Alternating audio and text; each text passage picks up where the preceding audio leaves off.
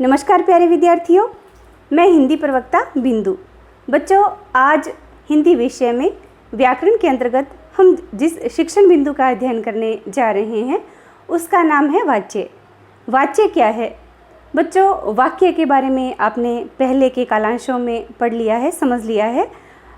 वाच्य में और वाक्य में फ़र्क ये है कि वाच्य ये प्रदर्शित करता है कि वाक्य में जो क्रिया प्रयुक्त होती है वो किसके आधार पर प्रयुक्त हो रही है, यानी क्रिया का वह रूप जिससे हमें ये पता चलता है या हम जिससे ये जान पाते हैं कि वाक्य में कर्ता प्रधान है, कर्म प्रधान है अथवा भाव प्रधान है।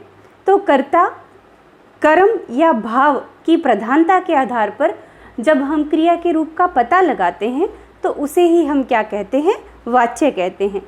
बच्चों, वाच्य जो हैं ये 3 प्रकार के होते हैं। पहला है कर्तृवाच्य, दूसरा इसका भेद है कर्मवाच्य और तीसरा इसका भेद है भाववाच्य। सामान्य रूप से हो सकता है आपने पिछली कक्षाओं में इनके बारे में अध्ययन किया होगा, परंतु आज हम इसको बिल्कुल नए सिरे से सीखने का प्रयास करते हैं। वाक्य में हम ये पता लगाते हैं कि कर्ता कौन है, काम को करने वाला कौन है। जब कर्ता के आधार पर क्रिया प्रयुक्त होती है तो वो कर्तृवाच्य होता है। जब कर्म के आधार पर वाक्य में क्रिया प्रयुक्त होती है तो वहाँ कर्मवाच्य होता है।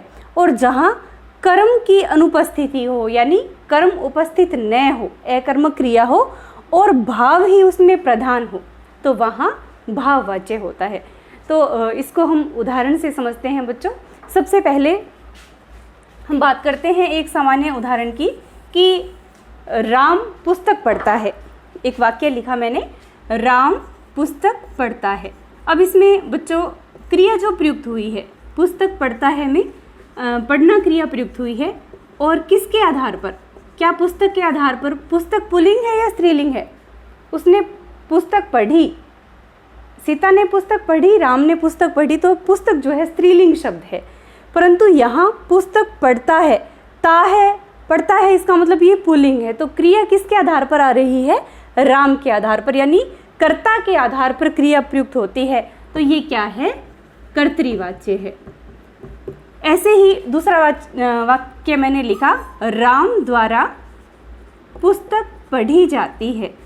राम द्वारा पुस्तक पढ़ी जाती है या पुस्तक राम द्वारा पढ़ी जाती है, एक ही बात है।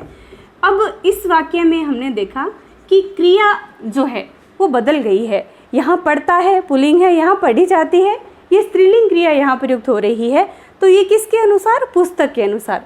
अगर राम के अनुसार होता तो राम द्वारा राम पुस्तक पढ़ता है, यहाँ जो था कर्ता प्रधान था, परंतु यहाँ पुस्तक पढ़ी जाती है, क्रिया जो है पुस्तक के अनुसार यानी कर्म के अनुसार आती है। तो ये क्या है? कर्मवाच्य है बच्चों। जहाँ क्रिया जो है कर्म के अनुसार प्रयुक्त हो वो कर्मवाच्य कहलाता है। इसका तीसरा भेद है बच्चों भाववाच्य। भाववाच्य में जैसे पुस्तक शब्द जो है ये क्या था? कर्म था। भाववाच्य में कर्म अनुपस्थित रहता है, उसमें कर्म नहीं होता, अकर्मक क्रिया ही हमेशा भाववाच्य में होती है। तो राम द्वारा पढ़ा जाता है, राम द्वारा पढ़ा जाता है या राम द्वारा नहीं पढ़ा जाता, राम द्वारा पढ़ा जाता है, अथवा दूसरा इसका नकारात्मक भी बनाए तो राम द्वारा पढ़ा नहीं जाता, उससे पढ़ा नहीं जाता। तो ये वाक्य जो है इसमें क्या है? कर्म उपस्थित नहीं है। कर्म पूर्ण रूप से यहाँ क्या है? निषेध होता है। राम द्वारा पढ़ा नहीं जाता, राम द्वारा पढ़ा जाता है, तो कर्म की अनुपस्थिति होती है और क्रिया हमेशा ही क्या होती है? एक वचन और पुल्लिंग रूप में जहाँ प्रयुक्त होती है वो भाववाच्य होता है। तो ये कुछ उदाहरण से हमने चर्चा की। अब हम इसके भेदों पर विस्तृत बात करते हैं बच्चों। पहला इसका भेद है कर्तृवाच्य। वाच्य का पहला भेद है कर्तृवाच्य। जैसा उदाहरण से हमने सामान्य रूप से थोड़ी चर्चा कर ही ली है कि कर्तृवाच्य में क्या होता है? कर्ता प्रधान होता है। कर्तृवाच्य में कर्ता की प्रधानता होती है और इसमें क्रिया जो है, यानी पहली विशेषता तो कि इसमें कर्ता प्रधान होगा। दूसरी विशेषता ये है कि इसमें क्रिया कोई भी हो सकती है, अकर्मक भी हो सकती है और सकर्मक क्रिया भी प्रयुक्त हो सकती है। दोनों ही प्रकार की क्रिया का इसमें विधान रहता है। जैसे एक उदाहरण लिखा मैंने, राम पुस्तक पढ़ता है। जैसे पहले हमने ये उदाहरण लिखा था, राम पुस्तक पढ़ता है और सीता पुस्तक पढ़ती है। बच्चों एक जैसा उदाहरण इसलिए लिखा है ताकि आपको समझने में थोड़ी आसानी रहे। तो राम पुस्तक पढ़ता है और सीता पुस्तक पढ़ती है, ये दो वाक्य लिखे हैं मैंने। इसमें ध्यान दें आप कि पुस्तक जो है कर्म है, परंतु कर्ता जो है यहाँ क्या है, पुल्लिंग है, राम है, और यहाँ सीता यानी स्त्रीलिंग शब्द है। और जो क्रिया आई है, पढ़ता है और पढ़ती है, तो ये क्रिया किसके आधार पर प्रयुक्त हो रही है, राम यानी कर्ता के आधार पर। यहाँ सीता स्त्रीलिंग है तो स्त्रीलिंग में बदल गई, और राम पुल्लिंग था तो पुल्लिंग में बदल गई। कर्म का इसमें कोई भी प्रभाव नहीं पड़ा, कर्ता के आधार पर ही क्रिया का क्या हुआ है, निर्धारण हुआ है। तो जहाँ क्रिया पूर्ण रूप से कर्ता पर आश्रित रहती है, यानी क्रिया का स्वरूप जो है कर्ता आधारित होता है, कर्ता के आधार पर जहाँ क्रिया प्रयुक्त होती है तो उसे हम कर्तृवाच्य कहते हैं। जैसे मोहन बाजार जाता है तो सीता बाजार जाती है, यहाँ भी बच्चे बाजार जाते हैं। तो अब देखो बच्चों, हमने तीसरा उदाहरण लिया कि बच्चे बाजार जाते हैं, तो जाते हैं वहाँ बहुवचन में आ गया। कारण क्या है, पहले मैंने बताया आपको कि मोहन बाजार जाता है, सीता बाजार जाती है और बच्चे बाजार जाते हैं। तो मोहन जाता है, सीता जाती है और बच्चे बाजार जाते हैं, तो क्रिया जो है किसके आधार पर आ रही है, यहाँ कर्ता के आधार पर। तो ये क्या है, कर्तृवाच्य है, क्योंकि बच्चे जो है बहुवचन है और इसी कारण से क्रिया भी कैसी है, जाते हैं यानी बहुवचन में प्रयुक्त हुई है। तो इसका मतलब जहाँ क्रिया का निर्धारण कर्ता के आधार पर होता है वो कर्तृवाच्य होता है। इसमें कर्ता प्रधान होता है और क्रिया दोनों ही रूपों में प्रयुक्त हो सकती है। इसमें कर्म यानी सकर्मक क्रिया भी हो सकती है और अकर्मक। जैसे राम जाता है तो इसमें कर्म नहीं है, सीता जाती है, महेश उठता है, तो यहाँ क्या है कि कर्म अनुपस्थित है, तो अकर्मक क्रिया भी हो सकती है और सकर्मक क्रिया भी हो सकती है, परंतु क्रिया का स्वरूप कर्ता पर ही आधारित होगा। इसका दूसरा भेद है बच्चों वाच्य का, कर्म वाच्य। कर्म वाच्य में सबसे बड़ी विशेषता ये होती है कि क्रिया हमेशा ही क्या होती है, जैसा इसके नाम से ही है, सकर्मक क्रिया होती है, सकर्मक क्रिया। कारण क्या है, इसमें कर्म का होना अनिवार्य होता है। अगर कर्म नहीं होगा तो फिर वो कर्म वाच्य नहीं होगा, क्योंकि कर्म की उपस्थिति होना इसमें अनिवार्य है। हमने वाक्य लिखा कि सोहन द्वारा पुस्तक पढ़ी जाती है, सोहन द्वारा पुस्तक पढ़ी जाती है। मीरा द्वारा गीत गाया जाता है, या गीत मीरा द्वारा गाया जाता है, गीत मीरा द्वारा गाया जाता है। अब बच्चों इसमें ध्यान दो, क्रिया जो है किस पर आधारित है, सोहन द्वारा पुस्तक पढ़ी जाती है, तो यहाँ सोहन पुल्लिंग है परंतु क्रिया स्त्रीलिंग आ रही है। कारण कि ये क्रिया जो है कर्म पर आधारित है।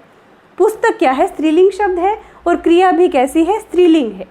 पुस्तक एकवचन है, क्रिया भी एकवचन है, इसलिए कर्म आधारित क्रिया होने के कारण ये क्या है, कर्म वाच्य है। ऐसे ही दूसरा वाक्य हमने लिखा कि गीत मीरा द्वारा गाया जाता है, इसको हम यूँ भी लिख सकते हैं कि मीरा द्वारा गीत गाया जाता है। तो गीत क्या है, पुल्लिंग है और मीरा क्या है, स्त्रीलिंग शब्द है, परंतु क्रिया कैसी है, गाया जाता है, क्रिया क्या है, पुल्लिंग है। और अगर यहाँ होता कि गीत मीरा द्वारा, अगर बहुत सारे गीतों की बात होती द्वारा गाए जाते हैं, यहाँ एक गीत की बात हो रही है, तो ये पुल्लिंग और एकवचन है। यहाँ भी क्रिया एकवचन है और क्या है, पुल्लिंग है। ये किसके अनुसार है, गीत के अनुसार है। तो जहाँ कर्म की प्रधानता होती है या क्रिया कर्म के अनुसार जहाँ प्रयुक्त होती है तो वो कर्मवाच्य होता है, और कर्म हमेशा ही इसमें सकर्म क्रिया का प्रयोग किया जाता है। ये कर्मवाच्य की विशेषता होती है। बच्चों तीसरा भेद जो है, यानी वाच्य का तीसरा भेद जो हम पढ़ने जा रहे हैं उसे कहते हैं भाववाच्य। भाववाच्य की विशेषता क्या है? बच्चों, क्रिया जो है पूर्ण रूप से भाव पर आधारित रहती है, न ही तो कर्ता इसमें विशेष होता है और ना ही इसमें कर्म विशेष होता है, ना ही कर्म प्रधान है और न ही कर्ता प्रधान है भाववाच्य में। और एक सबसे बड़ी बात ये कि इसमें कर्म क्या रहता है? अनुपस्थित रहता है, कर्म नहीं होता, कर्म का निषेध होता है भाववाच्य में। कारण अगर कर्म होगा तो फिर वो कर्मवाच्य में चला जाएगा, तो कर्म का निषेध होता है। और एक पहचान इसकी ये है कि क्रिया हमेशा ही अकर्मक, कारण इसमें कर्म नहीं है तो अकर्मक क्रिया प्रयुक्त होती है। और अकर्मक क्रिया की विशेषता ये होती है कि वो पुल्लिंग हुआ करती है और एक वचन होती है। पुल्लिंग और एक वचन, जो भी क्रिया इसमें आएगी भाववाच्य में वो पुल्लिंग होगी और एक वचन होगी। साथ ही अन्य पुरुषवाचक शब्द भी इसमें प्रयुक्त होते हैं, अन्य पुरुषवाचक ही होगी, जैसे वह, वे आदि इस तरह के शब्द इसमें प्रयुक्त होते हैं। उदाहरण देखते हैं हम। जैसे हमने बात की थी शुरू में कि राम से पढ़ा नहीं जाता, राम से खेला नहीं जाता, खेला नहीं जाता,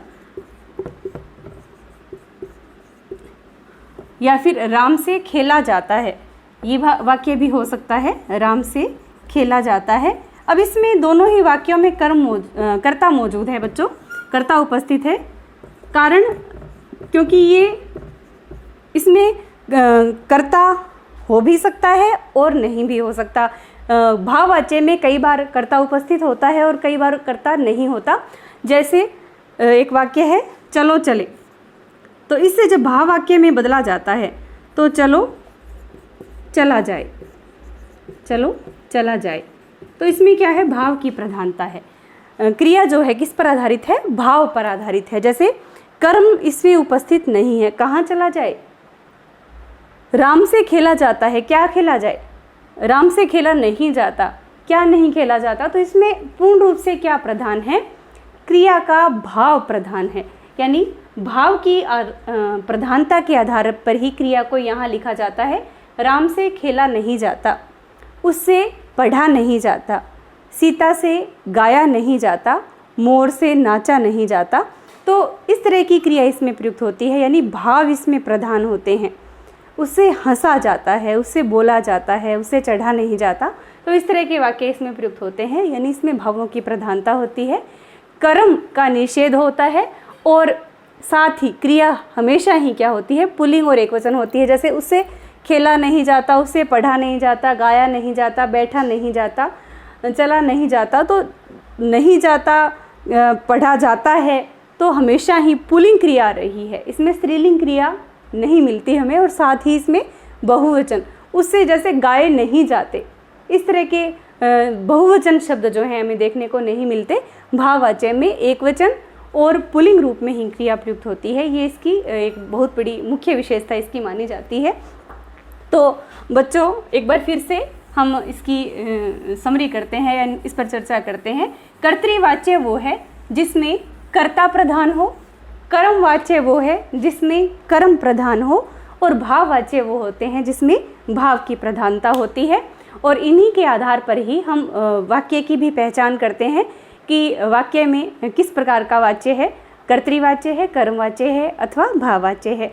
आशा करती हूँ बच्चों ये आपको शिक्षण बिंदु समझ में आया होगा। वाच्य सुनने के लिए धन्यवाद। जय हिंद, जय भारत।